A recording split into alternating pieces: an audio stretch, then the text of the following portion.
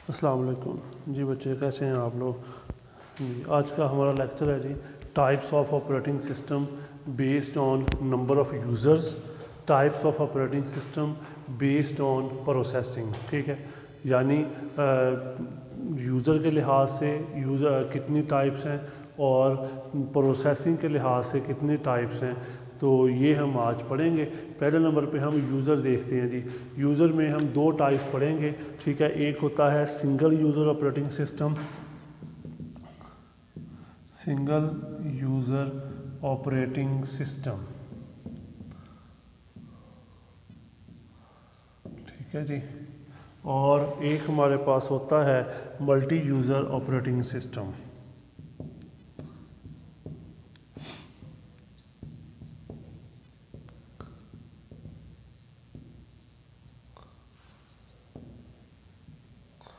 ठीक है जी, तो यूज़र के लिहाज से single user operating system is a type of operating system that allow only one user to use the computer at one time। ठीक है, जो एक वक्त में एक यूज़र को अलाउ करे, हम उसको क्या कहेंगे? ठीक है, एट आ टाइम, यानी एक वक्त में सिर्फ एक यूज़र काम कर सके, हम उसे कहते हैं सिंगल यूज़र ऑपरेटिंग सिस्टम। ठीक है, the single user operating system can be divided into two task. इसके भी फिर आगे दो हिस्से हैं जी सिंगल यूज़र के, single user single task, single user multiple task. ठीक है, एक होता है सिंगल यूज़र सिंगल टास्क, ठीक है, और एक होता है सिंगल यूज़र, ठीक है, मल्टीपल टास्क। ये दो होती हैं इसकी types. Single user single task यानी एक यूज़र है एक काम करेगा, एक यूज़र है लेकिन मल्टीपल काम करेगा, हम उसको सिंगल यूज़र मल्टीपल टास्क कहते हैं। सिंगल यूज़र ऑपरेटिंग सिस्टम, ठीक है, an operating system that allow only one user to perform one task at a time on the computer is called single user. इसकी मिसाल है डॉस एंड पाम ओएस। ठीक है, यानी इसमें हम इसको डॉस या फिर हम जो पाम ओएस, ठीक है, ये दो ऑपरेटिंग सिस्टम हैं जो हम इस्तेमाल करते हैं इसके लिए। ठीक है, Palm OS is used in on Palm hand computer and DOS is used to personal computer. जो ठीक है जी, मतलब क्या हुआ कि बात की समझ लगी है, ऐसा ऑपरेटिंग सिस्टम जो एक वक्त में एक यूज़र हो और एक ही काम कर सके, हम उसको क्या कहते हैं? सिंगल यूज़र सिंगल टास्क है। इसकी मिसाल डॉस है। डॉस हम इस्तेमाल करते हैं जो हमारा पर्सनल कंप्यूटर होता है उसके ऊपर, और जो पाम ओएस है ये हैंड हेल्ड डिवाइस होती है पाम की, उसके ऊपर इस्तेमाल करेंगे। यानी इसमें हम एक वक्त में एक काम करेंगे और यूज़र भी एक ही होगा। अब इसी की दूसरी टाइप है सिंगल यूज़र मल्टीपल टास्क। ऐसा ऑपरेटिंग सिस्टम जिसमें यूज़र तो एक है लेकिन वो काम एक से ज़्यादा कर रहा है, तो आप उसको क्या कहेंगे? सिंगल यूज़र मल्टीपल टास्क कहेंगे। An operating system that allow one user to perform multiple task at a time on the computer is called single user multitask operating system. For example, user can write text in word processor, listen to the music and download a file।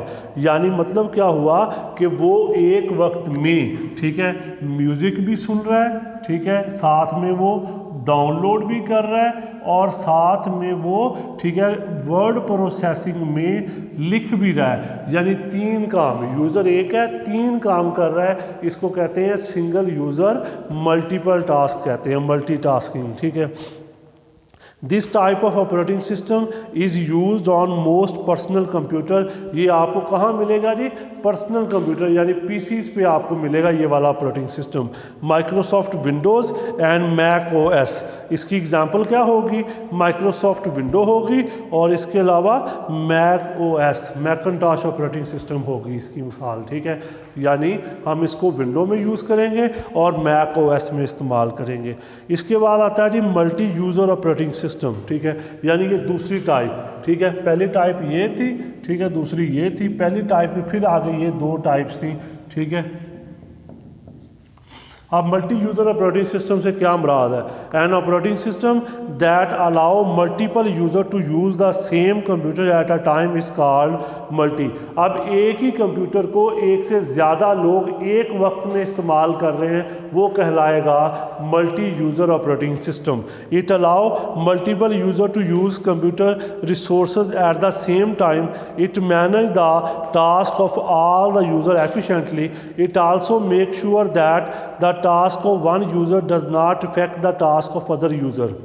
Multi-user operating system are typically used in networking environment, ठीक है, Unix, Linux, Windows server, ठीक है, यानी हम इसको, ठीक है, Linux में, यूनिक्स में, ठीक है, या फिर इसके अलावा जो विंडो सर्वर है, यानी मतलब क्या हुआ कि हमने इसको इस्तेमाल करना है नेटवर्किंग इन्वायरमेंट में, ठीक है, यानी यहाँ हमारे पास नेटवर्किंग का माहौल होता है जिसमें हम मल्टीपल, ठीक है, इस्तेमाल करते हैं यूज़र्स को, यानी मतलब ठीक है, वो क्या होता है, मल्टी यूज़र ऑपरेटिंग सिस्टम होता है, ठीक है, तो इसके लिए हम इस्तेमाल करते हैं। अब आगे जी हमारे पास दूसरा हिस्सा आ गया, तो इसकी समझ लग गई, यानी नेटवर्किंग इन्वायरमेंट में एक वक्त में एक यूज़र प्रिंटर यूज़ कर रहा है, दूसरे वक्त में वो हार्ड डिस्क यूज़ कर रहा है, और तीसरा जो है, ठीक है, वो स्कैनर यूज़ कर रहा है, यानी सारे जो है वो एक ही सिस्टम से हेल्प ले रहे हैं। ये क्या है, मल्टी यूज़र ऑपरेटिंग सिस्टम कहते हैं इसको, ये नेटवर्किंग एनवायरनमेंट होता है। इसके बाद दूसरी टाइप आ गई, types of operating system based on processing. Processing के लिहाज से, ठीक है, कितनी टाइप्स हैं जी, यानी ठीक है, उसमें जी पहली जो टाइप है उसको कहते हैं जी बैच प्रोसेसिंग, ठीक है, बैच प्रोसेसिंग सिस्टम, ठीक है। उसके बाद इसकी दूसरी टाइप हमारे पास होती है टाइम शेयरिंग, और तीसरी होती है रियल टाइम। अब सबसे पहले हम बैच प्रोसेसिंग देखते हैं, ये क्या चीज़ है।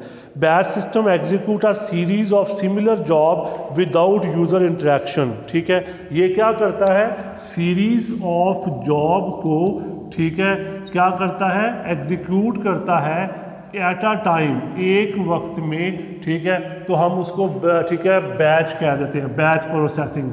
यानी हम क्या करेंगे, जो सिमिलर एक जैसे काम है ना, उनको इकट्ठा करके एक बैच बना देंगे और उसको सबमिट कर देंगे कंप्यूटर को, ठीक है। अब वो क्या होगा, फॉर एग्जांपल मिसाल के तौर पे हमारे कंप्यूटर में, ठीक है, एक रिक्वेस्ट आती है जी, ठीक है, प्रिंटिंग की, दूसरी आती है हार्ड डिस्क इस्तेमाल करनी है, तीसरी फिर प्रिंटर की आती है, चौथी फिर प्रिंटर की। आप क्या करें, आप तीनों रिक्वेस्ट, प्रिंटर की जितनी भी रिक्वेस्ट है उनको इकट्ठा करके एक बैच बनाएं और उसको सबमिट कर दें प्रिंटर को। प्रिंटर एक ही दफ़ा उनके ऊपर अमल करेगा, फिर अगली वाली आ जाएगी। इससे क्या होगा, यानी सीरीज ऑफ, ठीक है, एक्शन जो है या सीरीज ऑफ टास्क जो है या जॉब है वो एग्जीक्यूट हो जाती हैं एक ही दफ़ा ऑटोमेटिकली, यूज़र की इसमें इंटरेक्शन नहीं रहती। फिर ये चीज़ क्या कहलाती है, बैच प्रोसेसिंग, यानी सिमिलर इंटरेस्ट के जो काम होते हैं उनको इकट्ठा कर दिया जाता है। The operating system use batch processing to process a large number of job as a batch. All job in batch are executed one after the other. The batch processing is faster as it does not need any input from the user. It is very useful for the task that require similar processing. यानी उसके लिए ये बहुत ज़्यादा अहम है जहाँ पे आपको एक जैसी प्रोसेसिंग रिक्वायर्ड होती है, वहाँ पे आप इसको काफ़ी इस्तेमाल कर लेते हैं। तो इसमें हमारे पास, ठीक है जी, it can process large amount of data easily. For example, bank can use batch processing on the bank account of all the customer to detect monthly account fee. It will be done by applying similar processing on all bank account, ठीक है। दूसरी type आ गई हमारे पास time sharing system. Time sharing system ऐसा system जिसमें हमने टाइम शेयरिंग करना है। देखिए ज़रा, ये CPU है, ठीक है, और यहाँ पे ठीक है, यूज़र 1 कह लें या यूज़र कह लें या टास्क कह लें, ठीक है, 3, 4, 5, ठीक है। अब पहले नंबर पे CPU, दूसरे पे, तीसरे पे, चौथे पे, पाँचवें पे, ठीक है।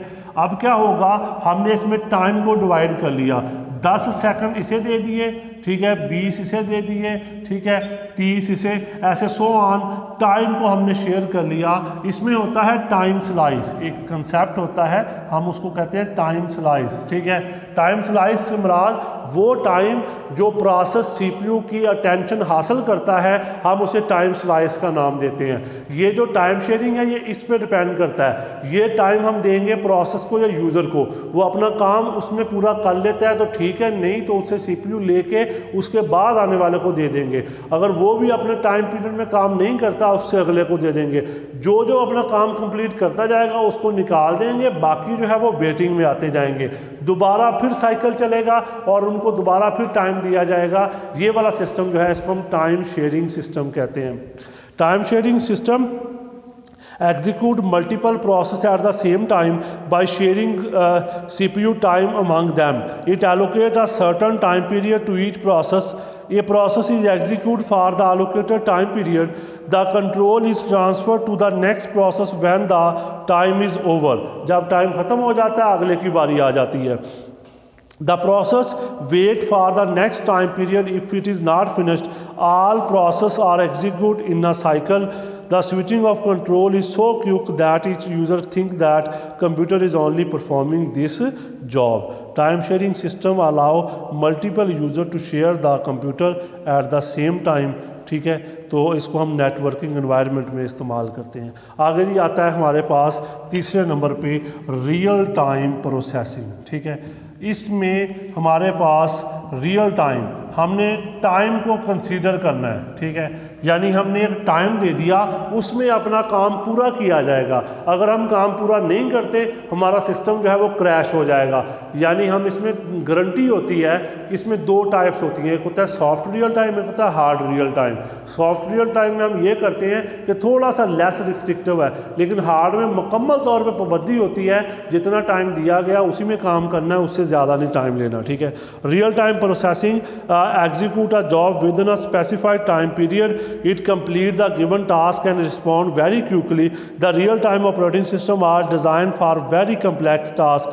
They are used in the field where a quick response is very critical. मसलन airplane guidance, traffic control system, missile launching and anti missile system, ticket reservation system. ठीक है जी, ये हमारे पास प्रोसेसिंग के लिहाज से तीन टाइप्स हमने पढ़ी हैं, बैच सिस्टम, ठीक है, टाइम शेयरिंग और तीसरे नंबर पे रियल टाइम। ठीक है जी, अपना ख्याल रखिएगा। अल्लाह।